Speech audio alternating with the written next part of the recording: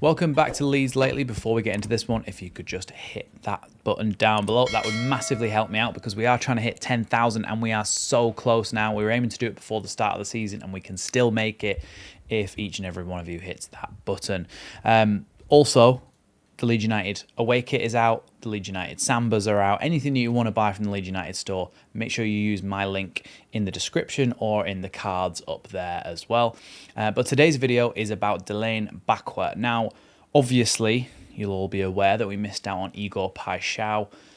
We won't go into that too much, but the player obviously decided that he wanted to go to Marseille and play European football instead of come to the Premier League and play for Leeds. We can't be too angry about it, but we just have to move on to the next targets really, because we still do need to fill those positions in the attacking areas, and specifically in the midfield positions that were kind of vacated by Solomon when he left, and we do need some more backup in those positions because currently we have Dan James, Elijah Ramazani and Wilfred Gnonto, who are three very good options, but it's good to have two players for each position. So I do believe that we'll fill one of those positions with somebody like Dilane Bakwa. Now you'll see his trading card up on the screen now. As we do usually, we go through a little bit of his basic statistics and then we'll talk about what kind of player he is. So he's 22 years old, currently plays for Strasbourg in Ligue 1, 5'10" right winger, and according to Transfermarkt, his value is around 25 million euros or 20 million pounds. Apparently, they will be asking for more than that, but with the amount of money that Leeds were willing to spend on Igor PAIXAO, there is a chance that they will be willing to spend this kind of money on somebody like Dilane Bakwa. I don't think he's personally worth quite as much as Igor PAIXAO, so I would say that Leeds would probably set a £25 million cap on what they would spend on Dilane Bakwa, but that is not to say that he's not a very, very good footballer with great potential. So, like I said, we've got the card here. So it says, great 1v1 dribbler with good chance creation and counter-attack. He is really, really good on the break. He's really good at taking the ball past people, and he's really good at opening up opportunities for his teammates with that dribbling ability that he has.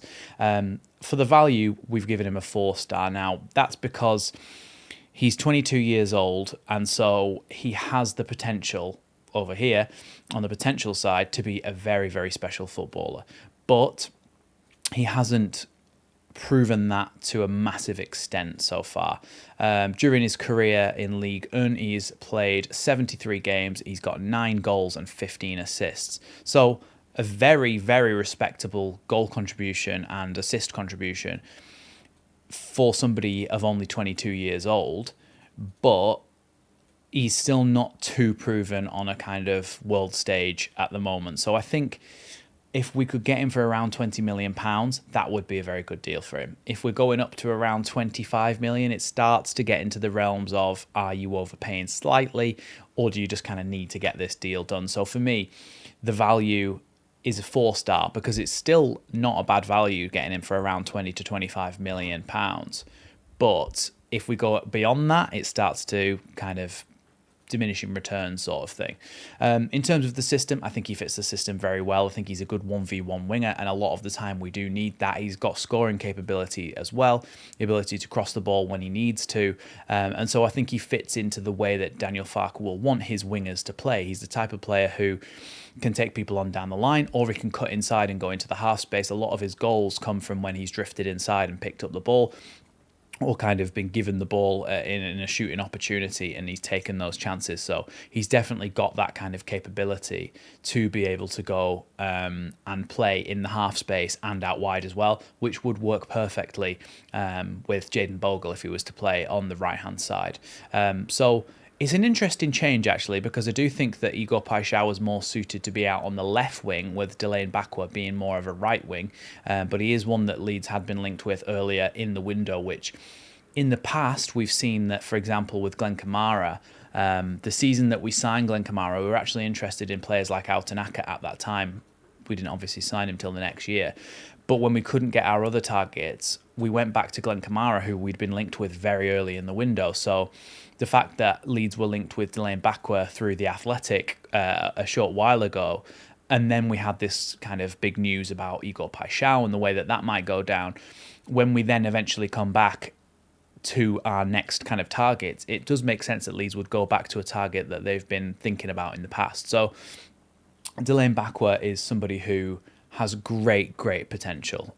He's only 22 years old, and like I said, with his goal contributions over his time in the French First Division so far, he's got a really high ceiling, and I've given him 5-star for that because I think he could really be electric if Leeds kind of get him in and give him the kind of freedom to play the football that he wants to play. So that's kind of the overall on Dilane Bakwa. But when we have a little look at his strengths and weaknesses, so according to whoscored.com, his strengths are listed as his key passes, which we'll talk about in the statistics, his dribbling, crossing, taking set pieces, which is also something like it is vastly underrated and something we definitely need to cover with our new signings, because when we look at my video from the other day when we're talking about the kind of height that we have within our recruitment this season, if you've got that height in the box and you've got the ability to score from corners because of it, you also need to have the supply be just as good. And somebody like Dilane Bakwa, with his set piece taking capability to be able to take corners and put them into good areas, could be a massive part of some of the goals that we score this season, allowing us to stay up in the division. If you want to know more about that, go and check out the video from the other day. But his only weaknesses are listed as tackling. So that's your kind of lowdown essentially on him.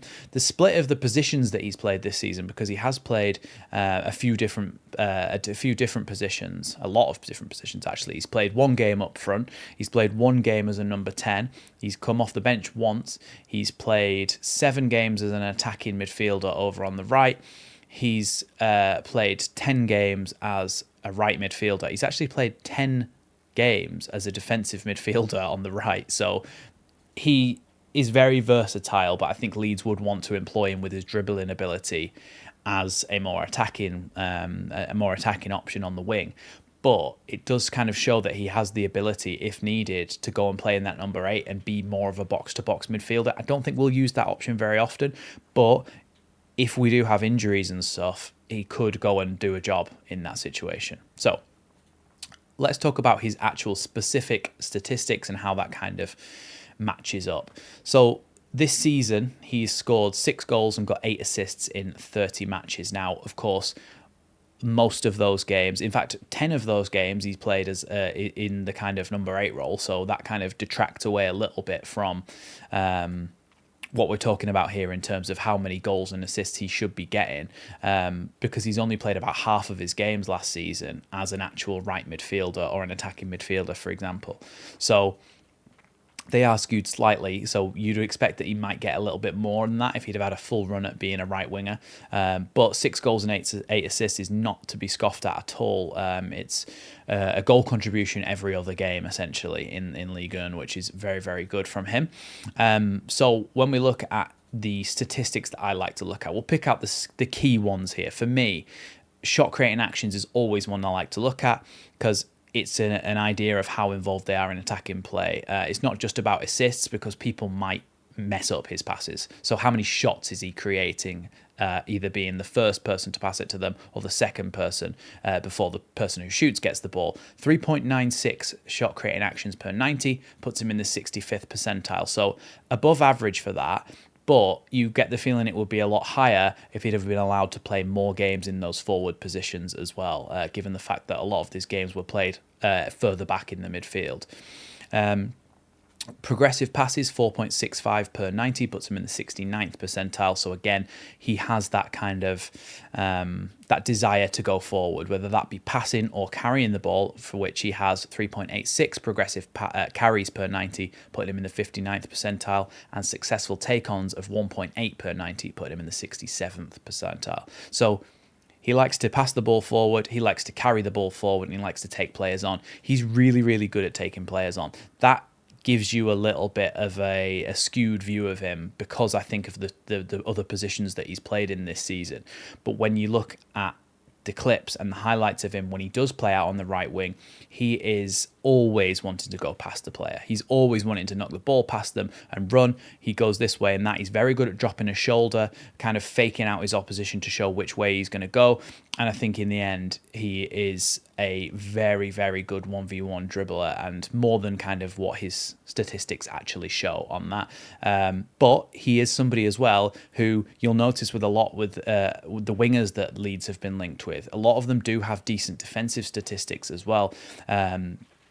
Because Daniel Farke is on the recruitment team as well, is identifying players that will get back and will help out in the defensive phase, as well as being good in attacking phases as well. So his interceptions are 0.54 per 90, which puts him in the 68th percentile, and his clearances are 0.97 per 90, putting him in the 82nd percentile. So he will get back, he will help out his fullback, and then he'll try to get forward and win those 1v1 duels, trying to take the ball down the line or cut inside and go into that half space. So I think he is kind of a perfect fit, which is why I gave him the 5-star for his system. I think that he really fits what Leeds are trying to do with a winger. He's potentially not as good as Igor PAIXAO and not as good a fit, but Igor PAIXAO was a very ambitious move that we were going for. I still feel like almost this one's a little bit of an ambitious move for Leeds to go for, but if we can get it across the line, I truly believe that it will be a very, very good and astute signing for Leeds to make. Let me know what you think of Dilane Bakwa down in the comments below. Of course, check out all the links in the description, my Etsy page for my Leeds United wall art, and of course the Leeds United store, and Back4 merch if there's any other merch that you would like to get on there. Use my links down below and you will get 10% off Back4 merch if you use Leeds Lately 10 at checkout, and they are affiliate links as well. Thanks for watching Leeds Lately. Let me know what you think down in the comments below, and I'll see you in the next one.